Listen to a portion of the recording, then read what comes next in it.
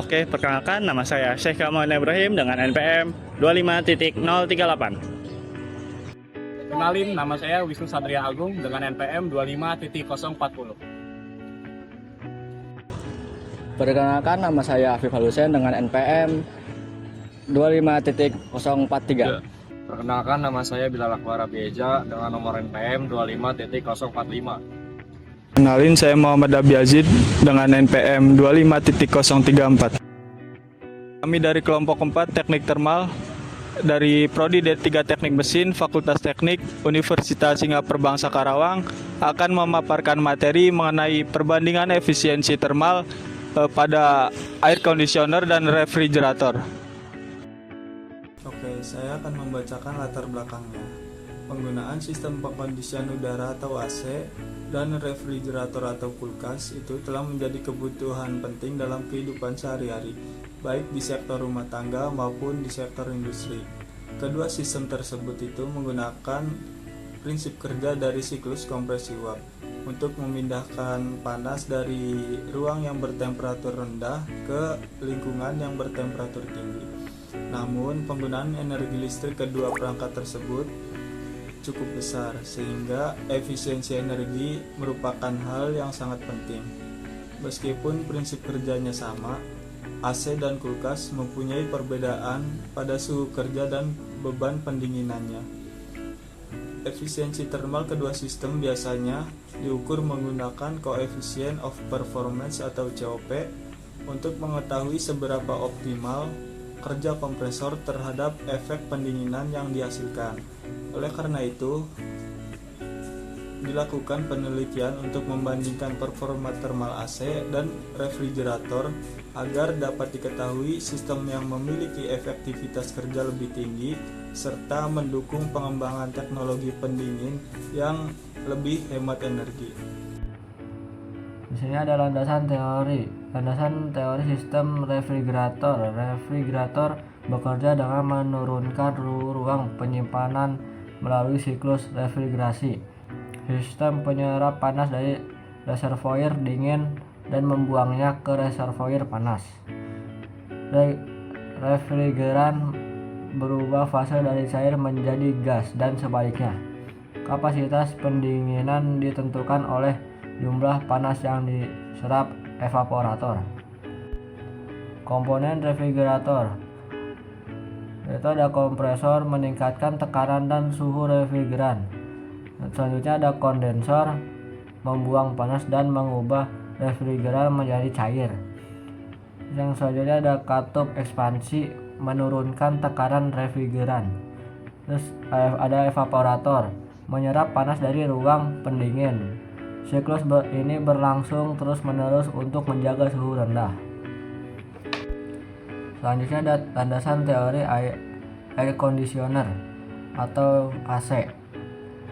AC digunakan untuk mengondisikan suhu ruangan agar nyaman. Panas ruangan diserap evaporator dan dibuang melalui kondensor. Udara bersirkulasi menggunakan blower indoor dan outdoor. Sistem AC modern menggunakan teknologi inverter untuk meningkatkan efisiensi. Refrigeran berperan penting dalam proses perpindahan panas. Selanjutnya ada komponen air conditioner atau AC. Yang pertama ada blower indoor dan outdoor. Yang kedua ada evaporator untuk menyerap panas. Yang ketiga ada kondensor untuk membuang panas. Yang keempat ada kompresor untuk mensirkulasikan refrigeran. Yang kelima ada termistor dan modul kontrol untuk mengatur suhu otomatis. Selanjutnya akan dilanjutkan. Coefficient of Performance atau COP. COP merupakan ukuran efisien sistem pendingin. Semakin tinggi nilai COP, semakin efisien sistem. AC inverter memiliki COP tertinggi dibanding sistem lain. Refrigerator memiliki COP lebih rendah karena bekerja pada suhu lebih rendah. COP dipengaruhi oleh suhu evaporasi dan suhu kondensasi. Selanjutnya ada materi terkait siklus kompresi uap. Siklus kompresi uap terdiri dari 4 proses utama. Yang pertama ada kompresi refrigeran, lalu yang kedua pelepasan panas di kondensor, yang ketiga ekspansi tekanan, yang keempat penyerapan panas di evaporator. Siklus aktual mengalami irreversibilitas sehingga COP aktual lebih rendah dari COP Carnot. Selanjutnya ada hasil pembahasan perbandingan parametrik. AC inverter memiliki COP rata-rata 4,8. AC standar memiliki COP 3,1. Refrigerator rumah tangga memiliki COP 2,4. Perbedaan utama disebabkan rentang suhu evaporasi. AC bekerja pada suhu evaporasi plus 7 hingga plus 12 derajat Celcius. Refrigerator bekerja pada suhu min 18 hingga min 5 derajat Celcius. Selanjutnya adalah analisis COP sistem pendingin. Yang pertama, AC inverter menunjukkan efisiensi thermal terbaik. Yang kedua, AC sentral lebih efisien dibanding AC standar.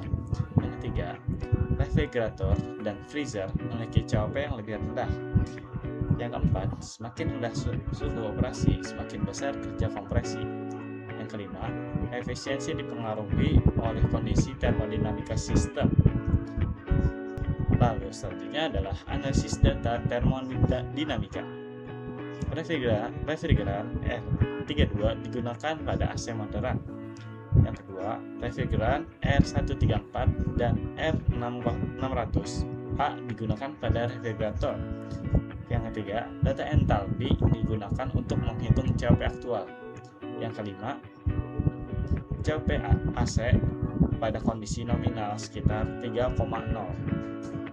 Yang keenam, COP refrigerator freezer turun hingga 2,1 pada suhu sangat rendah. Selanjutnya, ada distribusi konsumsi energi. Yang pertama, kompresor menjadi komponen dengan konsumsi energi terbesar. Yang kedua, pada AC, kompresor menjumbang sekitar 72% konsumsi daya. Yang ketiga, pada refrigerator, kompresor menjumbang sekitar 65%. Yang keempat, defrost heater pada refrigerator mengkonsumsi sekitar 20% energi. Yang kelima, optimasi kompresor sangat penting untuk efisiensi energi. Baik, selanjutnya akan dibacakan oleh rekan saya. Akan melanjutkan materi dari teman saya. Pengaruh suhu lingkungan. Di antaranya, kenaikan suhu lingkungan menyebabkan penurunan COP. AC standar mengalami penurunan efisiensi paling besar. AC inverter lebih stabil terhadap perubahan suhu ambien. Refrigerator lebih tahan terhadap perubahan suhu karena insulasi kabinet. Kondisi iklim tropis mempengaruhi performa sistem pendingin. Perbandingan EER. Teknologi inverter meningkatkan nilai EER hingga lebih dari 50%. AC inverter lebih hemat energi dibanding AC standar.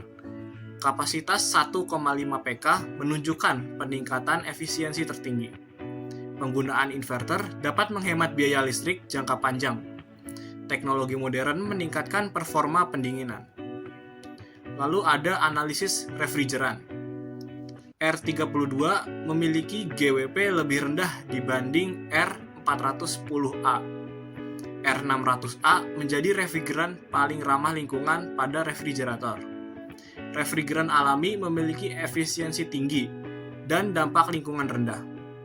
Penggunaan refrigeran baru mendukung pengurangan emisi karbon. Faktor keselamatan tetap perlu diperhatikan karena sifat flammable. Oke, saya akan membacakan kesimpulannya. Berdasarkan hasil analisis parametrik dan perbandingan termodinamika pada sistem AC dan refrigerator, penelitian ini menyimpulkan bahwa perbedaan rentang suhu evaporasi merupakan variabel determinan utama yang membedakan performa kedua sistem.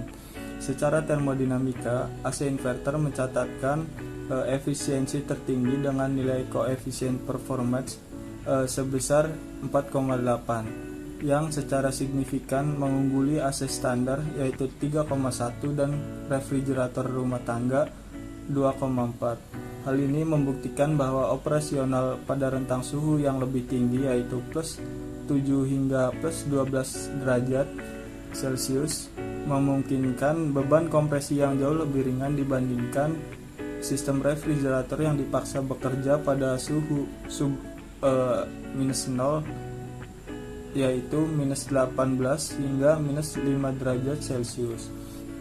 Dari aspek konsumsi energi, kompresor teridentifikasi sebagai komponen paling dominan dalam penggunaan daya pada kedua sistem dengan proporsi sebesar 72% pada AC dan 65% pada refrigerator. Namun, refrigerator menunjukkan karakteristik konsumsi energi yang unik akibat adanya penggunaan B-force heater yang menyumbang sekitar 20% dari total daya operasional. Komponen ini menjadi faktor pembeda krusial karena tidak ditemukan pada sistem AC standar, namun sangat vital bagi refrigerator untuk menjaga efisiensi siklus pendinginan pada suhu rendah dan dari akumulasi bunga es. Analisis terhadap faktor eksternal menunjukkan bahwa resiliensi sistem terhadap lingkungan, yaitu 20 hingga 40 derajat Celcius, sangat dipengaruhi oleh teknologi penggerak kompresor. Teknologi inverter memberikan stabilitas efisiensi yang lebih baik karena mampu menyesuaikan beban kerja secara dinamis, sehingga penurunan performa akibat kenaikan suhu ambien tidak sedrastis pada sistem konvensional. Selain itu, pemulihan refrigeran seperti R32 pada AC dan R600A pada refrigerator terbukti tidak hanya meningkatkan efisiensi termal sebesar 5-10%, tetapi juga secara efektif mereduksi nilai global warming potensial atau GWP untuk mendukung keberlanjutan lingkungan. Sebagai rekomendasi akhir, optimasi desain sistem pendingin masa depan harus lebih menitik beratkan pada integrasi kontrol cerdas atau smart control untuk mengefisiensikan siklus defrost pada refrigerator. Di sisi lain, peningkatan luas permukaan penukar panas pada unit kondensor AC menjadi prioritas utama guna memitigasi penurunan nilai COP saat operasi pada suhu ambien yang ekstrim. Pendekatan holistik yang menggabungkan teknologi inverter, refrigeran ramah lingkungan dan sistem kontrol adaptif akan menjadi kunci utama dalam pencapaian efisiensi energi yang optimal di sektor manufaktur dan rumah tangga. Mungkin itu saja materi dari kelompok kami. Kurang dan lebihnya mohon maaf. Terima kasih. Wassalamualaikum warahmatullahi wabarakatuh.